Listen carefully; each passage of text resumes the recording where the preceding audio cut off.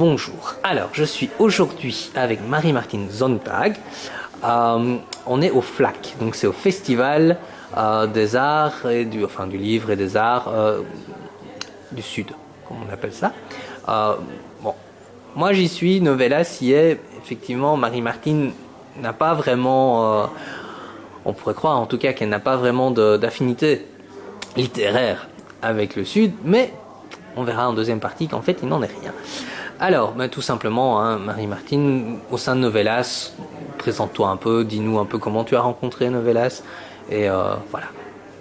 Bon, j'ai rencontré Novelas par des amis qui avaient déjà été en contact avec toi, Stéphane.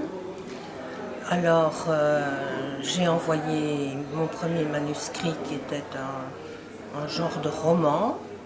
Et voilà, tu y as répondu, je t'ai rencontré dans un parc.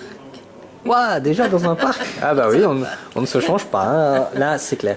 C'est vrai que maintenant quand on se voit, on va dans un petit café à la place d'Aï qui est à mi-chemin entre nos deux maisons, on va dire. Mais ton roman s'appelait comment? Mon roman s'appelait La vie en noir. Enfin, il s'appelle toujours La vie en noir. Oui. Et donc ce fut une expérience, comment est-ce que tu la qualifierais en quelques mots? Moi, ce fut une expérience très enrichissante et très exaltante pour moi, parce que grâce à toi, Stéphane, j'ai réalisé un rêve, c'est d'éditer un roman, ce que je croyais être inaccessible pour moi. D'accord. C'est grâce à Novelas. Hein. D'ailleurs, la bannière de Novelas, c'est faisons de nos rêves une réalité commune, quelque chose. C'est ça. Et voilà. Et donc, tu as eu un autre projet avec nous qui est donc ici, je vais zoomer sur les mots en héritage, qui est donc un recueil de nouvelles. Et donc, tu y as participé. Tu peux nous en parler un petit peu?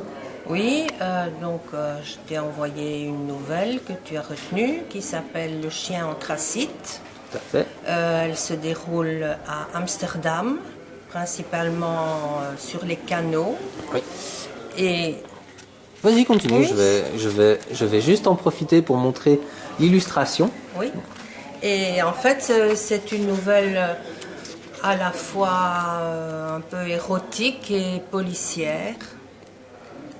Voilà. Plutôt policière qu'érotique d'ailleurs. Oui, hein, oui.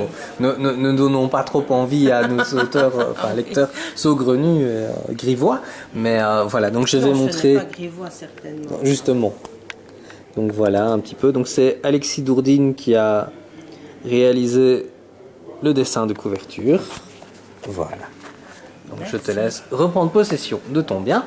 Et une dernière question au sein de Novelas, voilà, est-ce que tu es contente de ta participation, de ce que tu peux y vivre, en sachant que effectivement cette année tu n'as plus de livres édités chez nous? Oui, parce que je trouve que c'est une organisation très conviviale. Il y a tout le temps des projets, il y a tout le temps des réunions. Stéphane participe à de très nombreux salons. Ce qui rend l'adhésion à Novelas, la vie avec Novelas, comme quelque chose de très très convivial. Une véritable aventure. Oui, aventure, mais conviviale, j'insiste sur le terme. Voilà, on essaie d'être sympathique, hein, c'est pas toujours évident. Est-ce que tu as... Enfin, tu lis le mag, je sais que tu lis et tu as participé en envoyant des photos, par exemple, ou même parfois peut-être un article. Est-ce que tu penses que c'est quelque chose qui est important au sein de la SBL? Est-ce que pour toi, est-ce que ça a une utilité réelle? Mais oui, moi, disons que c'est un moyen de rester en communication.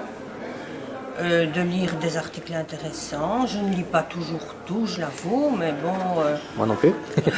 Non, si, j'écris tout, donc forcément, oui, voilà.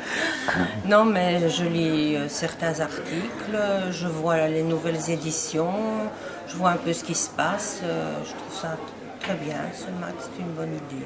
D'accord.